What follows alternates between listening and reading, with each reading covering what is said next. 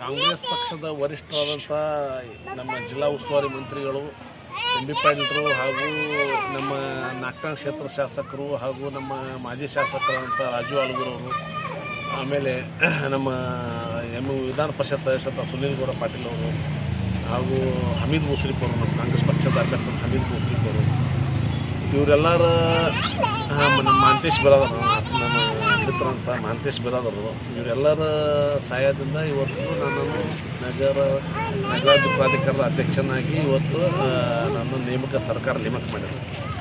ಏನು ನಮ್ಮ ಮೇಲೆ ವಿಶ್ವಾಸತೆ ಏನು ಇವತ್ತು ನೇಮಕ ಮಾಡಿದ್ದಾರೆ.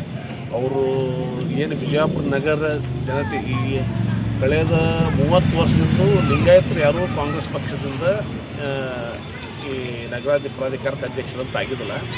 ಈಗ ಒಂದು ಲಿಂಗಾಯತರಿಗೆ ಅವಕಾಶ ಮಾಡಿಕೊಟ್ರೆ ಇದು ಭಾಳ 2004 ನಂತರ ಯಾರೂ ನಮ್ಮ ಕಾಂಗ್ರೆಸ್ ಪಕ್ಷದಿಂದ ಲಿಂಗಾಯತರಾಗಿಲ್ಲ.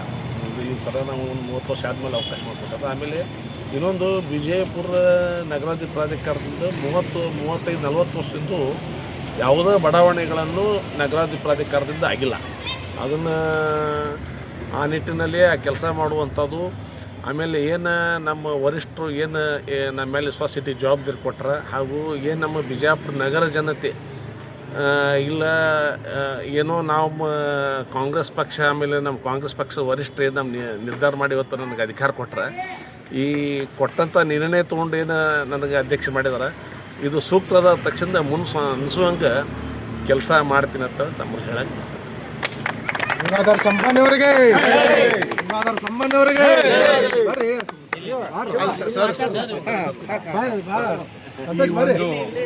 ಶುಭ ಸಂಖ್ಯೆಯಲ್ಲಿ ಗೋಧೂಳ ಮುಹೂರ್ತದಲ್ಲಿ ನಮ್ಮ ಓಣೆಯ ಒಬ್ಬ ಯುವಕರು ಇವತ್ತಿನ ದಿವಸ ನಮ್ಮ ಶಾಸಕರಾದ ಮತ್ತು ಬಿಜಾಪುರ ಜಿಲ್ಲಾ ಸಚಿವರಾದ ಸನ್ಮಾನ್ಯ ಶ್ರೀ ಎಂ ಬಿ ಪಾಟೀಲರು ಈ ಒಂದು ಉತ್ತಮವಾದ ಕೆಲಸವನ್ನು ಮಾಡಿದ್ದಾರೆ.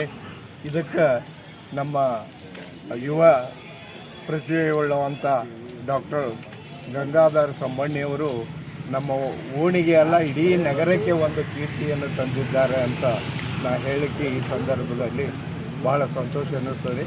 ಅದರ ಜೊತೆಗೆ ನಮ್ಮ ಓಣಿಯ ಇಷ್ಟ ದೇವತೆಯಾದ ಹನುಮಂತ ದೇವರು ಮತ್ತು ಗಣಪತಿ ಗುಡಿ ಕಟ್ಟೋದು ನಾವೆಲ್ಲರೂ ಕೂಡಿ ಮೊದಲು ಅಧ್ಯಕ್ಷ ಮಾಡಿದ್ವಿ.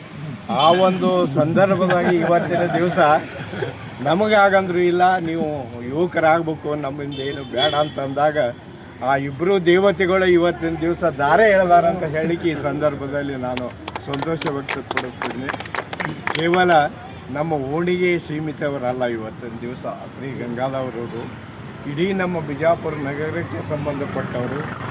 ನಮ್ಮ ಈ ಎಲ್ಲ ಇದ್ದಾಗ ನಮ್ಮ ಓಣಿ ಕೆಲಸಂಕರು ನಾವು ಹೇಳಲಿಕ್ಕೆ ಅಸಾಧ್ಯ ಆಗಿದೆ. ಯಾಕಂದರೆ ಅವರು ಏನು ನಮಗೆ ಬೇಕು ಎಲ್ಲ ಮಾಡ್ತಾರೆ ಅಂದ ಬಳಿಕ ನಾವೇನು ಯಾವುದೋ ಒಂದು ಇಚ್ಛೆ ಪಡದೆ ಇವತ್ತು ನಮ್ಮ ಓಣಿಯ ಒಬ್ಬ ಯುವಕರು ಇವತ್ತಿನ ದಿವಸ ಇವರಿಗೆ ಒಂದು ನಗರಾಭಿವೃದ್ಧಿಯ